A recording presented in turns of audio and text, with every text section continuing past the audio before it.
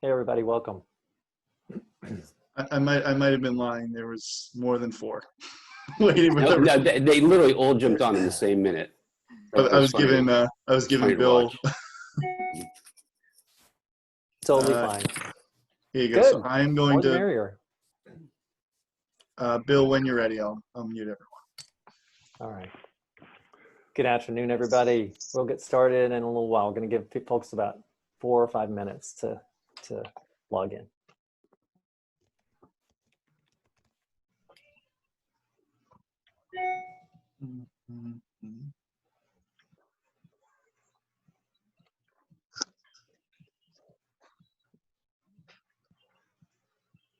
Now the sun's back out. It's been like, it was raining like a little bit before, and then I think it was just like the humidity breaking.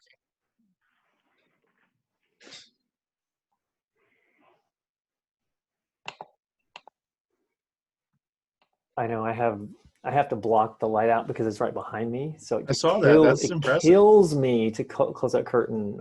It's like a cave. So, but otherwise I'm blinded by a light behind me. Oh yeah, and see, it's the so when they first started, the chambers first started doing those happy hours. When it got darker, I had a light on behind me and just made my face pitch black. So they never changed it, unfortunately. So I kind of there's like a photo now. There's some screenshot, and it's, right. Yeah. Yeah, that's the the big challenge is. I need to really completely refigure my room in order to make it really work the best, but. One of the things that I've found, because, my business is based upon doing a lot of online work, is that I have invested in one of those ring lights. I don't have it on today because it's up in my office, but, they really do a nice job, because Yeah. see, right now you can see a shadow on one side of me because I'm facing the door that's open. But it looks like, Bill, you might have one of those ring lights on now. I do. You can see the reflection in my glasses. Look. I know. You know what's neat? I have the same problem, but if you put the light to one side, I have a window in my office on this side, so put the light over here, and it balances it perfectly. But you can also put it up a little bit higher so that it doesn't catch your glasses. Yeah, I've got this a little lower, so if I look down, you can kind of see it. But if I look a little bit closer, I know. Is it a certain brand name? It was gosh, Todd, I'll send it off to you. Oh, that'd be great. I need it at home. On Amazon. Amazon has them, and they're $65. And I also invested in a lapel mic, which makes so I don't have to use these speakers on my computer. I plug it into my computer so it goes directly. People say it sounds better too. So if this is my life, I might as well have it dressed up. Absolutely. I also got one cheap. I got one that's like $11. So right? Yeah, it's not big. It's probably about this big. But okay, it was all I could find to get quickly. Size matters. I think it's 10 inches. Mine was 10 inches. Just saying. Bigger is better. I'll get bigger is better sometimes. Anyway, happy Pride Month. And Joe, would you like to start us out? Thank you very much, Kevin. I appreciate that. I think we're all here. We have 21 people on, so I think we can start. Hey, everybody, I'm Joe Renga. I'm a board member of the Chamber of Commerce. Thank you for being here today. Before we get right into it and we do our introductions of our speaker today, I just want to also introduce Lori Seliger, who is a board member and past president. Hey, Lori. And also our newest board member, Kevin Muth, who's on today and helping us run the engineering end of it. Thank you for being here. Joe, let me just mute everyone first quick. Sorry. Oh, sure. You can keep going. And then you just have to unmute yourself. Sorry, everyone. Okay.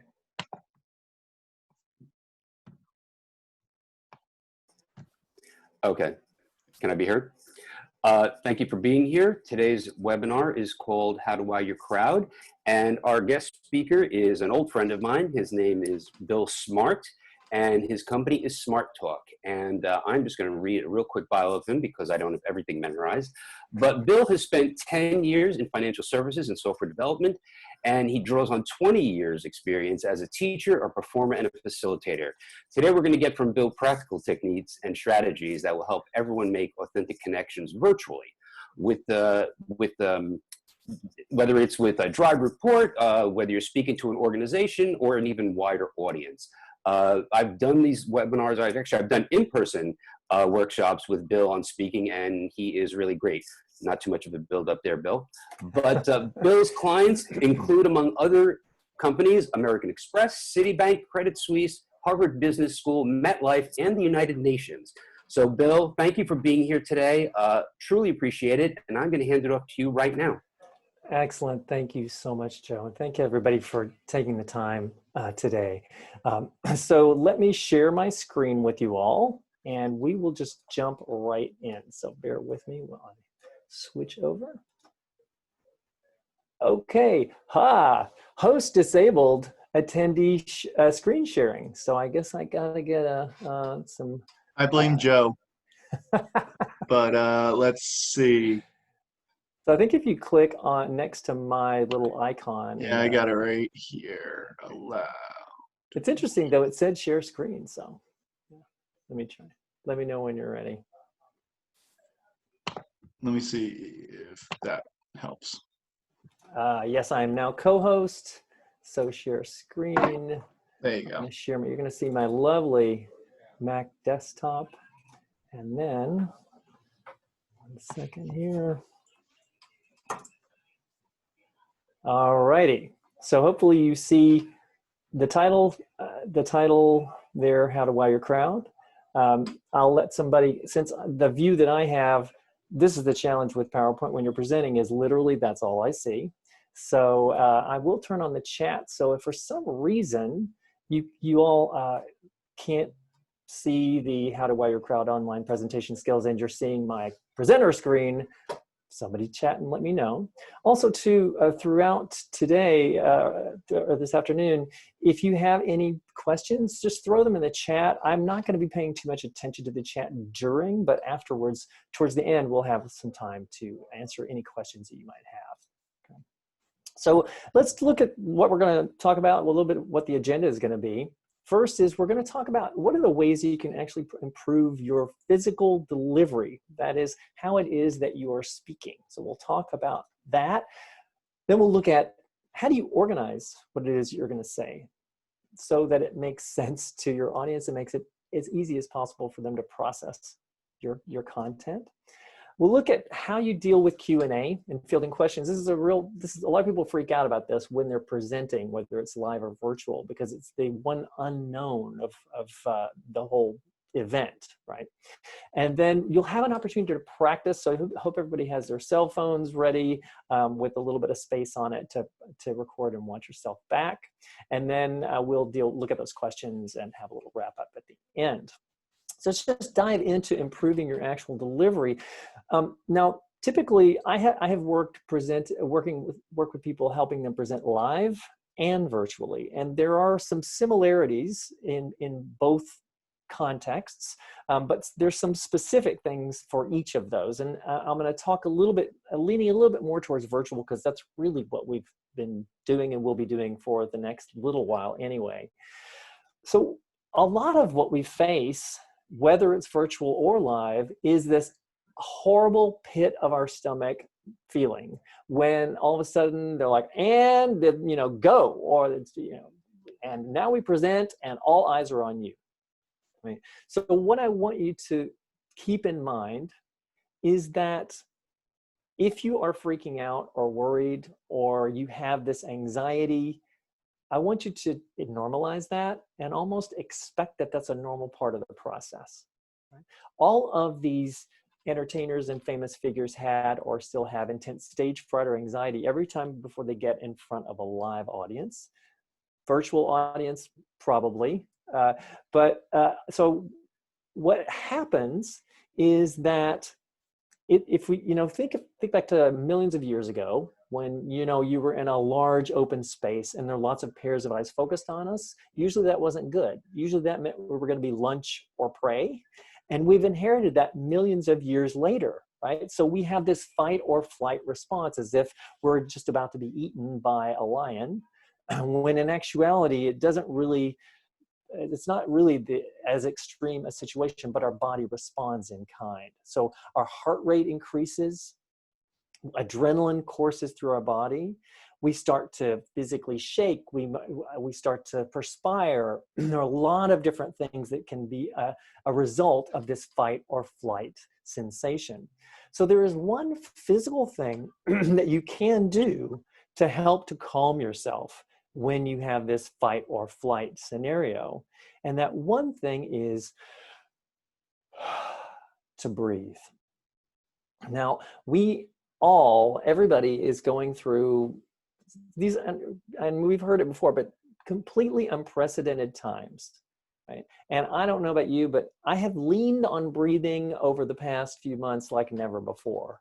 So I'm going to ask everybody to do an exercise with me. I will tell you, if you don't do this exercise and just sit and listen to me, it's going to be really boring. So I just encourage you to actively participate in this. All right. So what I'd like you to do is, wherever you're sitting, I want you to sit forward a little bit in your chair, away from the back of the chair. I want you to have your feet both planted, feet flat on the floor. Relaxed. I don't want you to be tense, but relaxed. And what we're going to do is we're going to do a series of breathing exercises, breathing in through the nose. We're going to hold for a second and then breathe out through the mouth. Okay. So before we start, what I'd like you to do is, you're sitting there, you got both feet flat on the floor. I want you to blow out all the air through your mouth. Ready? 1, 2, 3. Blow all the air out. Now what I want you to do is I want you to breathe in through the nose for the count of 2. 1, 2, hold for a second. Now out through the mouth, count of 4. 1, 2, 3, 4. Now breathe in through the nose for the count of 3. 2, 3. Hold out for slow 6. 1, 2, 3, 4, 5, 6. Now don't speed up on me. Now we're going to breathe in through the nose for 4. Ready? 1, 2, 3, 4. Hold for a second. Slow, slow, slow. Exhale like a bicycle tire, leaky bicycle tire for 8. 1, 2, 3, 4, 5, 6, 7, 8. Take a moment. Feel any kind of change. I'm hoping there's some sort of change that you may have felt. If you do this, cycle through this, say 4 times, this is a great way to help to ground you and to calm you down. Now, this is really the time before you are presenting. So the time in the green room or the virtual green room where, when Joe and I were on trying to get everything set up, and of course there was always going to be a challenge, and that's the time to remember, okay, breathing in and slow out for 4, really cycling through to help to calm yourself down. That's the one physical thing that you can do to help to calm yourself. And again, I turn on the news, I start breathing. I can just tell you, it is a physical thing that can really help you. Right? So that's a great firm foundation for you when you're presenting, whether it's live or virtual. Now, I've worked with hundreds of people, and there are 3 ways to be a better speaker right now. Everyone is going to be better because we're going to go over these. We're going to have a chance to practice these a little bit later. So the first one is, what about your tone of voice? And so the first thing is, often when I'm helping people live in a room, I'm trying to get them to use more volume. Like, we need you to speak more loudly, right? Well, virtually, we also need you to turn the volume and energy up a little bit, right? Whether you like it or not, you're the entertainment. So you want to have a certain amount of energy to keep your audience engaged, right? So for many of us, one of the easiest ways to do that is simply use more volume. That means you're going to have to take in more air. And then that means that the level of engagement will rise with your audience. So it's a pretty simple thing, but just trying to keep in mind that energy level is something that can help to get that audience a little bit more engaged. A lot of times we're not aware. If we talk just like we talk normally, right? This is really low energy. And if you hear someone speak like that for 30 minutes or 45 minutes, it's not going to make them wake up. It's not like and it may feel like it's a little bit too much, but again, we're going to practice this later. You'll be able to tweak it and see how it works. It may feel a little bit too loud to you, but when you watch it back, you're like, actually, that looks pretty good. All right. So the second one is speed. Now, I'm guilty of this. When we get excited, and I get excited, I love talking about this stuff. So when I get excited, I speed up, right? Also, too, if you maybe you have some nerves, that may speed up your pacing as well. Also, to the fact that you know your content, right? You know it backwards and forwards. So you have to remember, it's the first time your audience is hearing what it is you're saying. So they need time to process what it is you're saying. So just have a sense of making sure that you're aware you're not going too quickly, and using the power of the pause. So the pause is one of the trickiest things to use as a speaker, because you think, oh my God, if I'm not saying anything, people will tune out. They'll stop paying attention. What's interesting is the inverse is sometimes true. When you take a pause, people will be like, oh, it'll help them focus in sometimes a little bit more. But again, it also gives that audience time to process the information that you're communicating to them. And it's one of the things that makes the biggest difference when I'm working with individuals when they're presenting either virtually or live. And then the third one is making eye contact with the camera lens. Now, when I'm coaching people live, it's like making eye contact with your audience, right? And really landing thoughts. But it's very different virtually. It's all about that camera. And so one mistake a lot of people make is they'll be presenting like this, and they'll say, so today we're going to talk about presentation skills. One of the most important things to really keep in mind is that we do blah, blah, blah, blah. And then they keep looking over here at this other screen. So while they're just looking at their notes, to us, the audience, it looks like they're looking at something way more interesting, like they're checking their email or something else is distracting them. It's that same feeling you have like when you're at a party or an event and you're talking to someone and they keep turning around to look to see who's coming in the room, like they're looking for someone more interesting to talk to. So it has the same effect on your audience. So what I ask people to do is name it and claim it.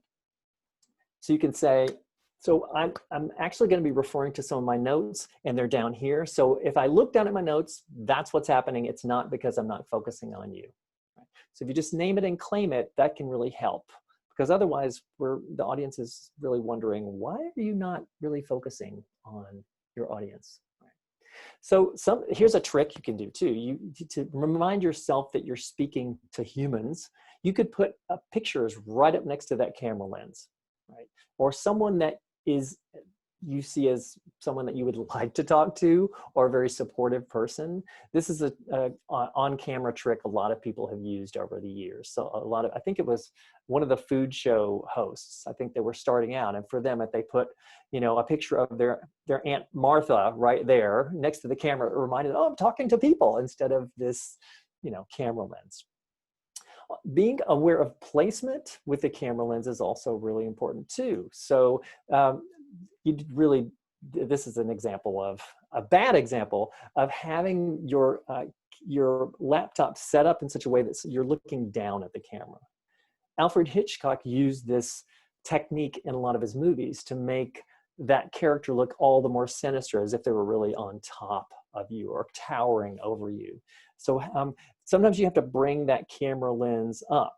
I know when my husband and I are sometimes, we've been doing Zoom calls, and he's like, I don't like the way that camera lens is showing off my gut. So we literally put the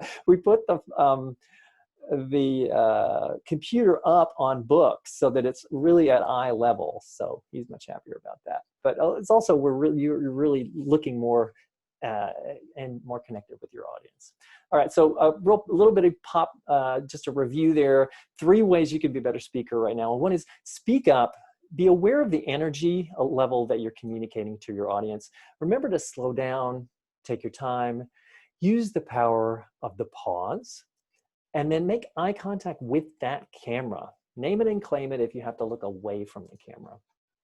Okay, so you're doing all of these things. Well, there's some other challenges that may come in. Filler words, monotone voice, upspeak. How do you know if any of these are challenges for you? Well, we're going to do this later. You got to record yourself, right? We no longer have to carry around a 40-pound reel-to-reel. We have the technology in our hands of our phones, and that really is a powerful tool. It's really the kind of the secret to getting better at presenting is, as much as painful as it is, and we hate watching ourselves or listening to ourselves, it is an amazing tool, and that's one of the best ways to actually to improve. So let's dive into some of these particular challenges. So filler words.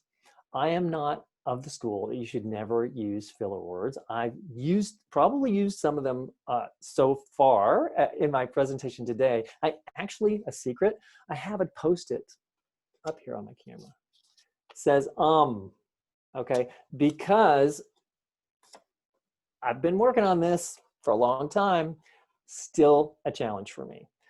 That little post-it up there reminds me, Bill, be careful of the ums. I'm really working on that, even as I speak to you today. So what can you do? First, record yourself, find out if that filler word is a challenge, then replace that filler with a pause or a breath or a sip of water.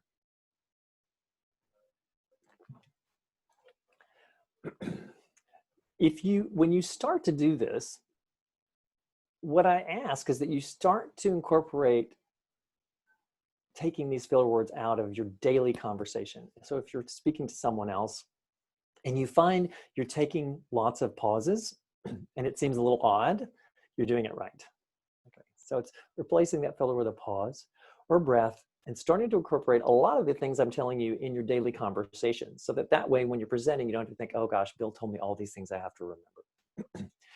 The second one is really extend your delivery a little bit. So instead of the rain in Spain falls mainly on the plain, I'm going to extend my vowel delivery and to the rain in Spain falls mainly on the plain. Right? So just gave myself a little bit more time, stretched out my delivery so that I wouldn't put those filler words in. Okay. Second challenge, this is really one of the, when I ask people, what do they find that puts them to sleep most? It's the monotone voice. And this goes back to that low energy piece. So what can you do if you happen to have a low energy monotone voice? Again, first, record yourself. But then what you can do is you can be conscious to vary your pitch high and low, right? So everybody here on the call, we all have the ability to hit 2 to 3 octaves, right? We can go high, we can go low, right? But typically we just hit 1 or 2 pitches. If you listen to any of the actors, voiceover actors on radio or TV, you'll notice that they're hitting different pitches as they're speaking. Why? Because it's easier to process what they're saying when they're hitting different pitches. So if you have very technical information or complicated information, one great way to differentiate that is to say we could go with XYZ34 or XYZ35. One does this, the other does that, right? So it's just starting to vary that pitch. Okay, so one way to practice this, if you find that this is a big challenge for you, is to get a book that you want to read, get the audio version of that, read along with that voiceover actor for about a page, and then turn that audio off, go back, read that page on your own, modeling your voice on theirs, and then record it and listen back to it and check your progress. 5 minutes every day, you'll start to shift some of the lifelong habits that you have. Now, I want to do a little interactive exercise with everyone right now. So I'm going to ask our moderator if you could give people the option to unmute. This is going to be a little crazy because we're going to hear everyone's voices at once and it'll sound a little nuts. But what I want you all to do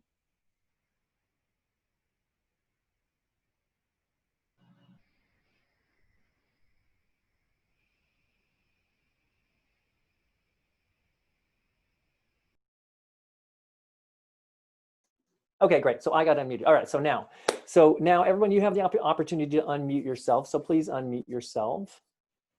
And once you've unmuted yourself, just say hi. Hi. Hi. Hello. Okay, excellent. Now, what we're going to do is see this sentence here. It says, be conscious to vary your pitch high and low. I am going to read this, and I'm going to pick a couple of words, and I'm going to hit different pitches on those words. And I'm going to read 2 or 3 words at a time. And then I'm going to point to you, and I want you to repeat them after me, hitting the same pitches I've hit. Okay? So I'm going to hit the first couple words. Ready? Be conscious. Be Conscious. Good, good. To vary to vary your pitch The pitch. high and low.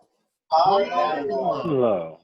See, I heard all kinds of variants there. Excellent. So now you all can mute yourselves again. So you can see it's really first having a little bit of awareness of this. Another trick you can use besides the audiobook, and this sounds kind of crazy, but it does work, is if you take any kind of text and you read a sentence from that. So any text that might be, let me grab something here. A text will be, I'll grab my Chase billing statement. For that, find a, so what I'm going to do is, I'm going to read this, but it could be anything. But what I'm going to do is I'm going to hit each word on a completely opposite pitch. So I'm going to go high, low, high, low. Now this is for practice. You would never deliver it this way. Here we go. Your next auto pay payment is $35. It will be deducted. Okay, so I did that. That's crazy. So now I'm going to go back and read it. Your next auto pay payment for $35 will be deducted from your pay. What? What happened? What happened was, just by virtue of hitting really different opposite pitches, now I go back, and just because I've hit that different range, I will then be able to hit those different pitches. So that's another great way to practice. It's a little crazy and people will think you're nuts, but you know, whatever. All right, so it's like vocal training. You're exercising your range. Exactly, right? Yes, you're just sort of seeing where your range, where it hits. Excellent. So, all right, so the next challenge is upward inflection, which is often known as upspeak. This is something that I was guilty of when I have a former background. I have a background as a sorted background as an actor, and I would go into audition for things, and I would say, "Hi, I'm Bill Smart. Today I'll be performing a piece from Christopher Durang's Laughing Wild," and they would say, "I'm not going to hire you." Right. So I went to graduate school, learned a lot of things, and one of them was how to walk into a room and how to come across with a little bit more confidence. And so I went in and said, "Hi, I'm Bill Smart. Today I'll be performing a piece from Christopher Durang's Laughing Wild. I'll be playing the part of the man." So what am I doing? I'm visualizing my voice pitch as if it's walking downstairs. "Hi, I'm Bill Smart." Yeah, you've done that before. Hi, I'm Bill Smart. Yeah. So what I'd like to do is everybody unmute yourselves, and we'll just jump in one person at a time. Just say your name. "Hi, I'm Bill Smart," but with your name, and hit a lower pitch on your last name. We'll just do a free for all. Ready and go. Hi, I'm Hi, I'm John Smith. Hi, I'm Bob Barnett. Good. Good. All right. So everybody get a chance to practice. One more time. Let's all do it at the same time. Ready? 1, 2, 3, go. Hi, John Smith. Okay, good. So then having some awareness of, now you can mute yourself again. So now you have some awareness of, it just sounds more confident when you hit that lower pitch, right? So oftentimes it's the first impression that we make with people. And often when we say our names, we think, well, we know our names. We're not going to take our time with that. But it's important to practice that, have some awareness of that. Thank you. You all can mute yourselves again. Thank you. All right. So a lot of people say, well, what do I do with my hands? Well, you may notice, you know, I've been using my hands a little bit here on video. So this can add a little bit more energy when you are presenting. Now, if I just present like this and you don't really see what's happening with my hands, it's not a terrible thing, but it's just, there can be a little bit more energy infused when I'm communicating, because again, you're seeing people in a little box and there's a little bit more going on in there. So be careful to try and avoid using the same gesture over and over, repeated gestures, but in also just maintaining that open body language. In other words, I'm not like this, right? Okay, we're gonna talk about presentation skills, right? So having that open body language. And this is also when you're standing up, as you can see the woman in the picture there. Okay, so in the chat, I want you all to type in the chat. What's the number one thing people don't do when they're preparing to speak or deliver a virtual presentation? Put that in the chat while I drink a sip of water.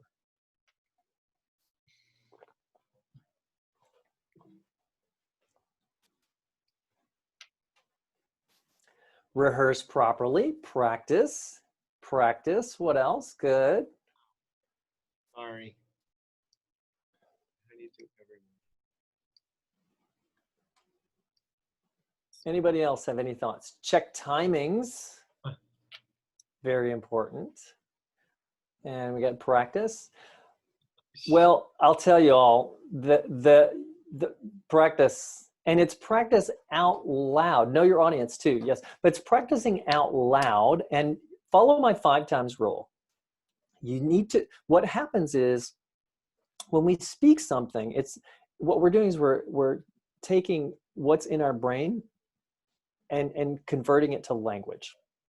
And if you haven't done that before you start speaking, that's when you go off on tangents. That's when it's not as concise as it could possibly be. So the practicing out loud 5 times rule will really help you to be more concise, be able to practice your timings, and also it'll give you just that 5 times rehearsal so that you will feel more confident just because you're like, you know what, I did this 5 times, I've got this under my belt, and you will be a little bit less nervous because you will have had that practice session in there.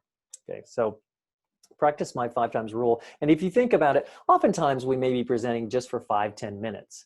So if it's 5 minutes, 5 times, that's 25 minutes of practice, right? Which can reap great results. Now, of course, the higher stakes your presentation, if you're giving a TED Talk, why don't you reserve about 8 months to really practice for that? So, you know, if you know anything about TED Talks, they start like 8 months to a year in advance, really working on that script to the point where you know it backwards and forwards. Very different. So often the people that I work with aren't trying to focus on a TED Talk, and they have to lead presentations, give presentations quite a bit, and they have limited time to be able to prepare for that. So 5 times rule is a great rule of thumb, so that no matter how much time you have, at least you can usually squeeze in at least 5 times when you're presenting. Steve Jobs was many things, but he was a great presenter because he rehearsed and rehearsed and rehearsed. Now I have worked with people who say, I don't want to rehearse. I just want to, you know, let it flow and just sort of see what happens, right? Sometimes that can be good. Sometimes that can be a problem. I've had people come to me and say that very thing. Like sometimes it's good, sometimes it's not. The more you're confident with what you're saying and clear on that, then you're able more to deal with whatever technical problems might happen, or, you know, so if you just have it in your bones and it's a little bit more grounded, then, you know, you'll usually be more effective. And I'm not asking you to memorize everything word for word, but understand the basic concepts of what it is that you're communicating. So carving out that rehearsal time is really important. You can find a test audience. And even on Zoom calls, you can record yourself. If you have a Mac or even, I'm sure, a PC, there are ways, or even your phone, which we're going to do later, you can record yourself, which is what we're going to do to really practice and get a sense of how is this going? How is this coming across? All right, so I want to talk a little bit now about, so we've talked about how to most effectively use your voice to communicate and your body to communicate to your audience. What about how do you organize your content? So the first thing you want to do is really think about, who am I talking to, right? So who is this audience? What do they care about? And how might they resist my message? So when I'm coaching people, that's really the first question I ask them is, who are you talking to? And that will really dictate what it is that you're actually going to say. So you want to think in terms of, what's your message objective? Why are you giving this presentation, right? And what do you want your audience to actually do? I have had people say, oh, well, I'm just disseminating information. Okay, what do you want your audience to do with that information? So here's the list of some of the things that you might want your audience to actually do, right? But they all require some sort of action, even if it's just accepting a concept or supporting a concept or endorsing something, right? But if you think in terms of what's the action step they'll take, that can help you really more clearly define your audience. You really have to think they're tuned into one frequency. What's in it for me? And that's what you want to be clear about. And when you're thinking about coming up with what your actual message objective, it's really two elements. It's like, what do you want? And what do they want? So what do you want them to actually do, right? You insert what you want them to accomplish and then what they're going to get out of it. Now, if people understand what they're going to get out of it, they're much more likely to listen to what you have to say and take action, right? So by implementing the client policy and procedures, you will avoid legal issues, right? By funding my project, you're going to reach a larger audience and sell more product. So you want to think in terms of 3 supporting points for any talk you're giving. Even if it's a long talk, it should be structured so that you have 3 main areas that you're going to speak to. And so here are some examples of the 3 different areas in a talk. It could be 3 reasons why, 3 compelling points. You could also go past, present, future. You could also talk about situation, there's a crisis, solution, or there's a problem, here's some possible options, here's the best option. Right? So if we take situation, crisis, solution, this is a sales tactic that's often used. So you could say, so the situation is, if we look at the background of cybersecurity software, it's constantly changing and it needs to be updated often. And you nearly need to look at the specific security challenges your company may have. The crisis is if you don't address this and update your software, then your company may go down. Solution is hire me or hire us to help look at your situation, analyze it, and come up with the best possible solution. So that's just one example of how I would frame that entire talk. So, because this is one of the biggest challenges when people are creating their content, they get really confused, right? Partly because you know so much, but you have to really be a good editor and really edit it down so that it makes some sort of narrative sense. The past, present, and future is also a really, really helpful one for a lot of people. And it's applicable in so many scenarios, because usually if you're trying to direct someone towards some sort of action, well, where have we been? Where are we now? And where do I see us going? And this is how we're going to do it. Take this action. Okay. So those are some examples, not all, but for many business applications, typically past, present, future, situation, crisis, solution are the most compelling. All right, so I want to talk a little bit about Q&A, where a lot of people get really nervous about this. Right? So I want you all to follow the AC/DC rule when you're thinking in terms of Q&A. And the first is acknowledge and paraphrase the question. So I understand your question is, how can a presenter be most effective when they are speaking to a camera? And then, is that right? Check in or clarify if it isn't. Then I answer that question. I say, well, it's really important to think about your camera angle and to remember to move any content you have as close to that camera as possible. And then I will check it. So does that answer your question, right? So this is really, it's like a sandwich of really asking questions at the beginning, is that right? And at the end, is that right? This can help in a number of ways. And part of it, depending on the scenario, if you get a question that may seem, I want to say hostile, but getting a question where it may be a little bit heated, this is a great way to help to bring the temperature down and also acknowledge what it is that person has said, right? So what if you don't know the answer to the question? Remember to breathe. Remember a breathing exercise at the beginning. So remain calm. Don't let it throw you. It's okay also for you to take a beat. It's also for you to take a second or two to think about and respond to that question. Right? We often feel like, oh, we have to immediately answer it. Remain calm. Don't let it throw you.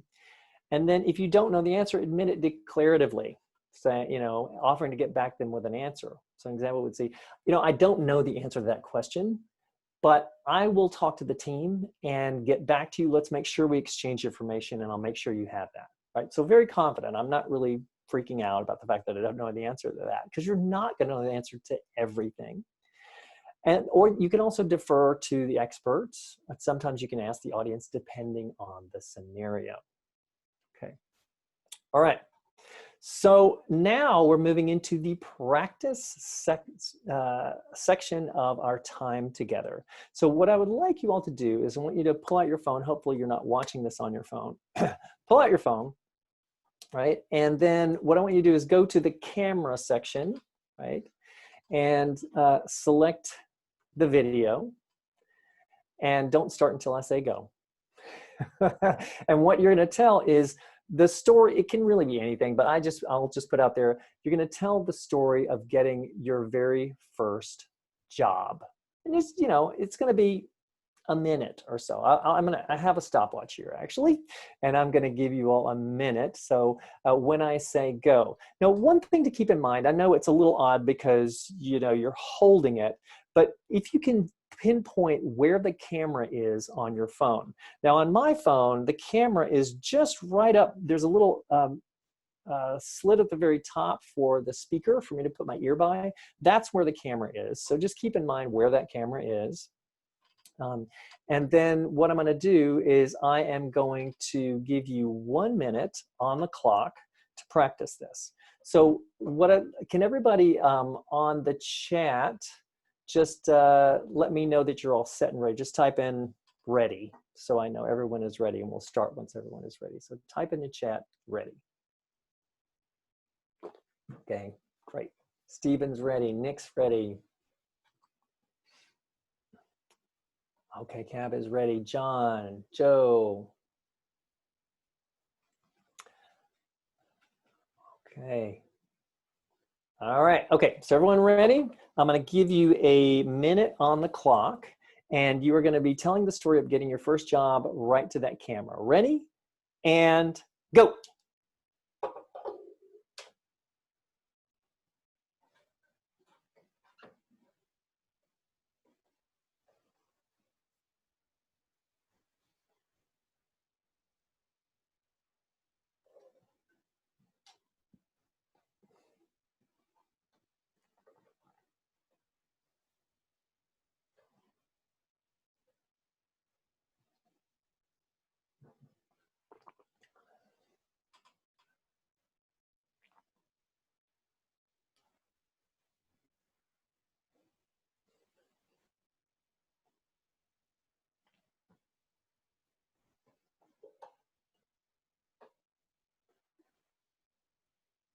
Ten seconds.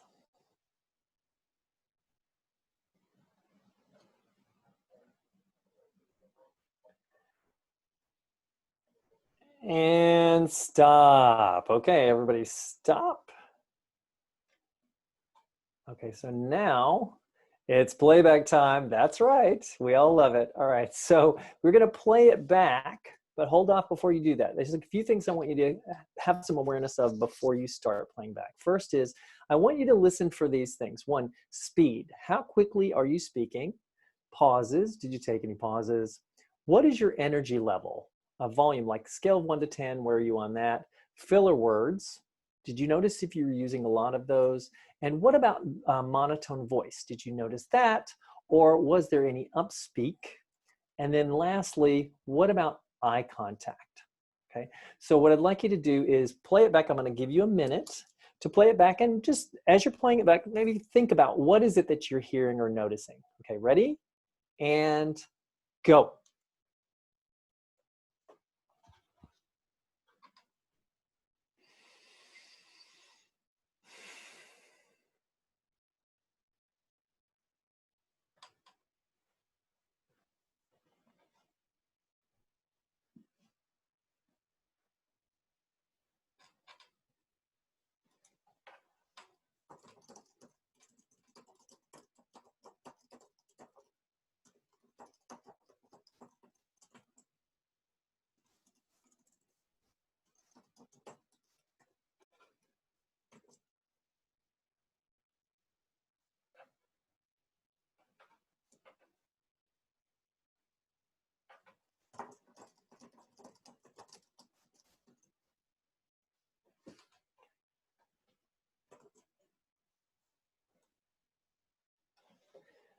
All right, and stop. All right, so let's see. I think I can actually unmute people. I'm gonna. Okay, so everybody, I think you have now been given permission to be unmuted. So please unmute yourselves. And I'm just curious for people to just shout out, how was that? And we'll just, whoever, just a little bit of random. Anybody want to speak up about how that went and what you noticed? So mine was okay, but I noticed when I'm thinking of stuff, I actually look away. I'm doing it even now. I look away from the camera when I'm thinking. I kind of go like this when I'm thinking, and then look back, and it's really weird. Okay, great. Again, so I mean, it's not great. I mean, it's great. It's great that you're aware of it, right? So excellent. Again, something you didn't notice. Anyone else? Something that you noticed that you didn't know that was new? I found that instead of using filler words, I made my eyes go big. So it was a pause, but then I needed to do something, so I opened my eyes. Okay, all right, interesting. All right, so then just take a nice deep breath. Interesting. All right, what else did anyone notice that was something? I found myself having a lot of expression. Okay, Like, that is usually a good thing. Now, so oftentimes when we look at, we think, wow, that's so expressive. I've had someone say, oh my God, my face, what's going on with my face? Or like, your face is fine, right? But the problem often is people who are not expressive enough. So, unless it's, what you can do is get a colleague, someone to look at it and say, does this look too expressive, right? What's interesting too, Bill, is that, I think that, and I appreciate your comment about everyone doesn't really like to hear their own voice. I have never, ever liked to hear my own voice. So therefore, I don't like to play things back, nor do I like to listen to my own recordings because I don't like my voice so much. But now what people are saying, the voice is really pretty good, Bill. So I need to keep hearing those things so I feel more confident in in speaking publicly, which I do for a living. So I've got to feel good about it. Yeah, when I hear myself back, I feel like I sound like Minnie Mouse. So but it's also, what it is. It's the instrument that we have, and it's important to understand how we come across to other people. And the more you do it, you kind of get used to it after a while. Okay. Anyone else notice something else you noticed that was new? I think my tone, I think I go up and down a lot, but I think that I'm not placing the right pitch at the right point of when I'm speaking, like going up at the end of the sentence. I find myself doing that a lot. Okay, so some upspeak at the end of sentences. Okay, all right.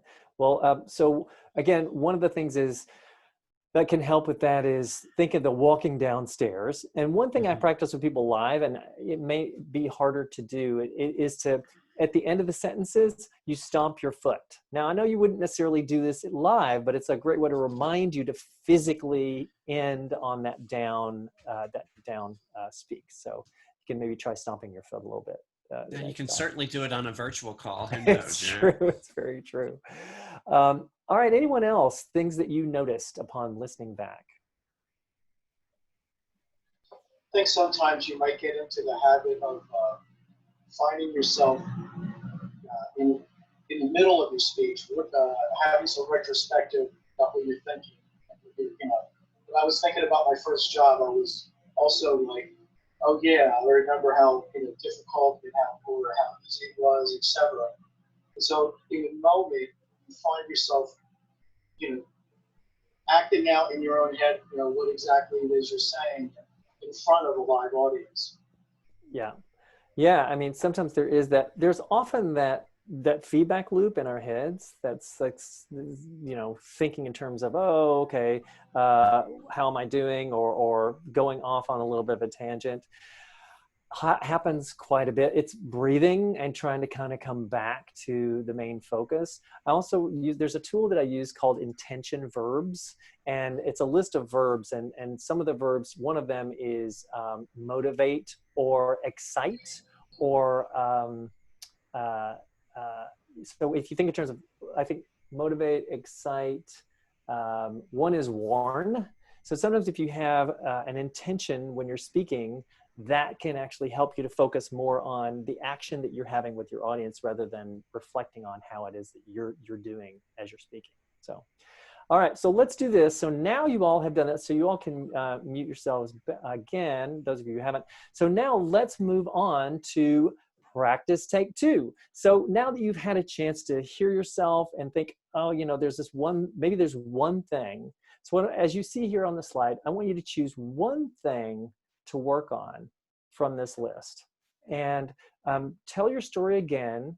And before we do it, I want you to put in the window, in the chat window, what is it, the one thing that you're going to work on in round 2? So everybody take a minute and look at that list. Think about what you noticed, what you want to work on to improve. Okay, so I'm seeing pause. Pauses, upspeak, eye contact and pauses. Okay, energy level. So the energy level, just use more volume, right? Just pretend that you're speaking to someone who is very, very hard of hearing, right? Energy level, good.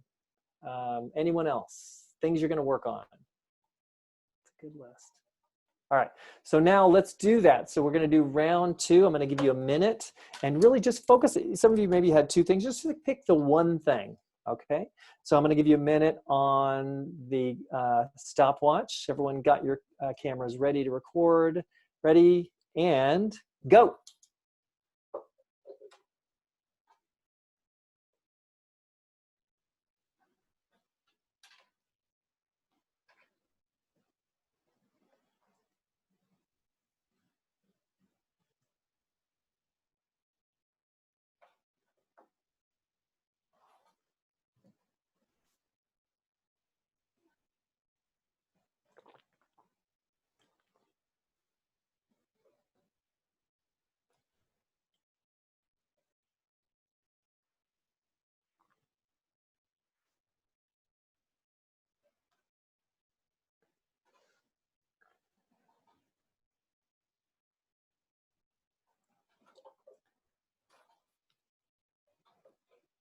Ten seconds.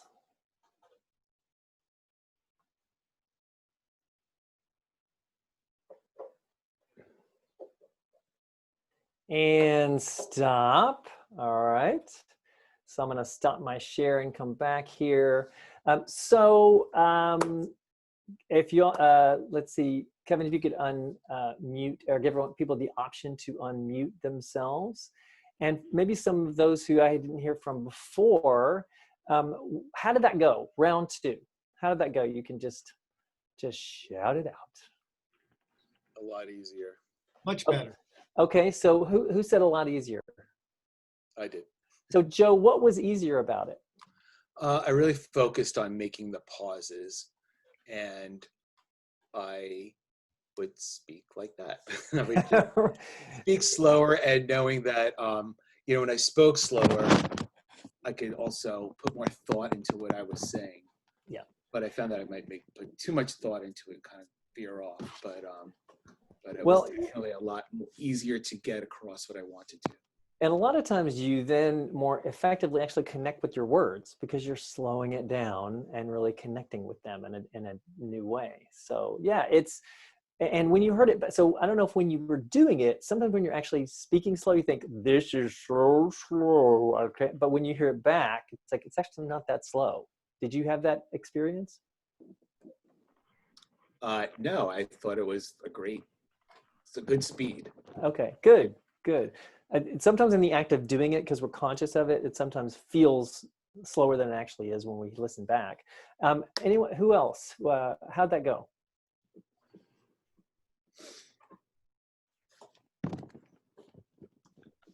I think just having done it before, just one practice session was so much better than doing it cold.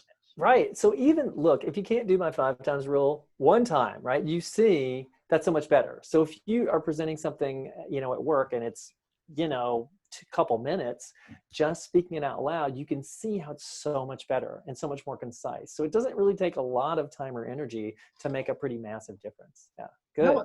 You know what I noticed too is that the second time around, you know, technology is something that I do struggle with on occasion.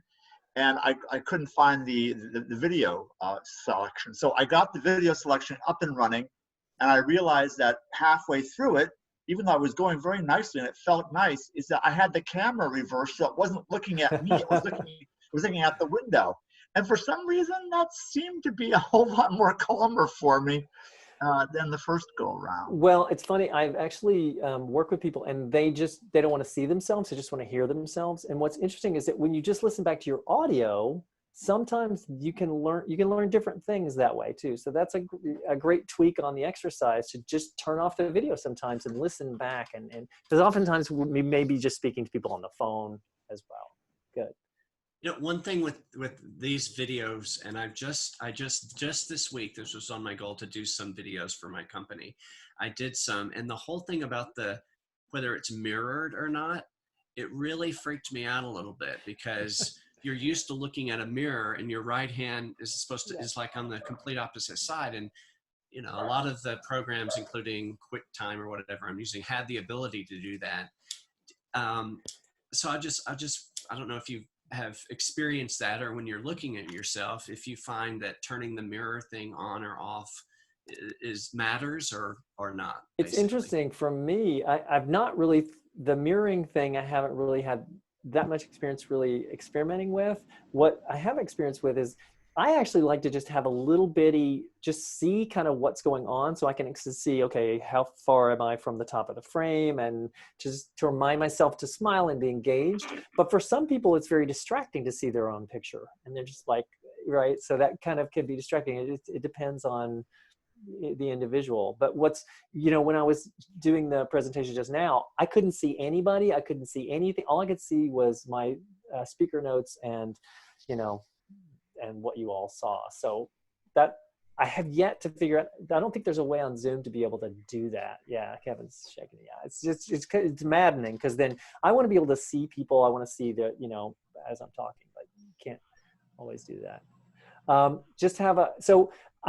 We just have a couple of minutes left, and I want to switch it over to if there's any questions you all have for me. I'm happy to answer any questions, thoughts, observations that you might have. So I'll just open it up to you guys. You know, one of the things that I have found too when I'm speaking to people, and I'm always looking for constructive criticism here, is especially when it's face-to-face, which I haven't done a lot of lately because we can't do anything face-to-face, but that when I see people going to sleep on me, you know, that's like an affront to me. And so I tell them ahead of time, I say, if I should be modulating my voice, because I usually get these meetings right at 1:30 in the afternoon when everyone's stomachs are digesting food and they're not listening to the brain's not working with the blood up here. And so I usually modulate my voice to get them awake again.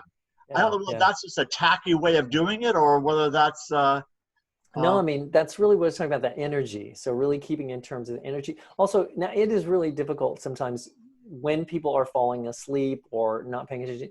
What I have done is I've just had to think in my head, and try not to take it personally, and think, I don't know what's going on in their lives. Maybe there's a new baby at home. Maybe they didn't get any sleep last night or whatever. And it's hard, but because you can easily focus on that one person. So as interactive as you can make it can be helpful too. If you're live and in the room, one way to physically do is just get closer to people, walk over to them. They'll wake up a little bit. It just depends on the nature of the actual event, and if it's live or virtual. Sometimes you just don't have a lot of control over it, and you just have to really focus on the people that are there. But it can be maddening, believe me. I get that. It's hard not to go off on in your brain. So one other question I have for you is that I really appreciate the interactivity that you created in your presentation, getting us to do things. Yeah. What do you think about polling software and having people do poll? Have you seen a lot of that, or is that more I think it's really helpful. Anytime you can get some back and forth where people have to do something, because part of the challenge of virtual is it can be so passive. You know, we're just sitting. Mm-hmm. And I encourage people to have those cameras on, right, as much as possible, so that someone, well, if you're in a meeting, they're actually there and live in the meeting. So yeah, polls, it can be challenging. Thankfully, I have Kevin and Jode here to help facilitate and help me out. I'm like, hey, can you unmute everybody, right? So it's helpful for them to do that, so I can focus on presenting. But if you don't always have that, you just have to experiment a little bit, and people will be usually pretty forgiving. Good. Any other questions? I have one question, Bill, and we didn't really talk about it today, but I have a problem when I'm talking sometimes that I don't complete my sentences. If I'm talking about something and I feel like people have gotten the point, I just kind of stop talking. So do you have any tips or tricks for that? Or I don't know, is that something you've heard about before where people just don't finish their sentences? Can you give me an example? Can't think of any off the top of my head, but I'll just, I just kind of trail, you know, it's more like when I'm explaining something and I feel like they've kind of gotten it and I just, Well, off. it depends on how formal it is. I mean, if it's a conversation you're having, you see that they're getting it, you could always just check in and say, does that make sense? Do you get that? Right. Just so that there's a sense of a little bit back and forth. I don't know if that really answers your question. Maybe, I don't know if I haven't heard that as being a real concern of that many people, but. I think it comes from my family. We always cut each other off and I just assume I'm going to get, I don't know, I assume I'm going to get cut off. And so well, and that, that can be the case when you've got, lots of kids and, if you don't speak up, you don't get heard. That could be a part of it. So, yeah. Cap, I was just wondering, do you think that's maybe like industry talk? Like maybe you think that they know what the industry terms are or what you're going to explain and maybe you shut off? I mean, I think we have that in architecture a lot because we'll go on and then we realize, GC is general contractor, CDs or construction. Do people even know what we're talking about? But Bill, I loved your idea of putting someone's face there. And it struck me that I should put somebody's face there that is relevant, because one of the things when I'm talking to my partner, Mike, about, I'm like, we need to talk to them like they're my 15-year-old niece, because they might not know as much about architecture or building terms as her. And we need to, whatever we're saying, just, think about this person is not an architect. They're not a GC. And so, you don't have to talk down to them, but at least in a language that you don't assume they know what you're talking about. And that really goes back to my original point about thinking about who your audience is and understanding what it is that they know. So you can always, in that case, you could say, so I just want to go over some general terms. You may be familiar with these, you may not be, but I just want to make sure we're all, understanding what we're talking about. So a GC is right, because people also feel embarrassed that they don't know. And, but yeah, good. So Cap, maybe that's it. I don't know if again, there may be but it's important to at least think first about who that audience is and understand what they may or may not know, and then speak to their concerns as best you can. And you can always ask, Right. So we are just a little bit over time. I've got some time if you have any questions, but I am happy to, if you have any questions for me, you can contact me directly through my website, which is smarttalk.com. And it's a little confusing because there's 3 T's there. My last name has 2 T's, and then there's the T of talk. So it's smart to talk. So you can reach me through my website, smarttalk.com, 3 T's. If you have any questions about any of this stuff, I lead presentation coaching individually. I also work with groups. So if you have a team that needs to sharpen their presentation skills, then by all means, let me know, and we could set up some time to talk about how I can specifically target the challenges that they're facing. But I want to thank you all so much. It's been such a pleasure to be with you today. It's so much stress going on in the world, and just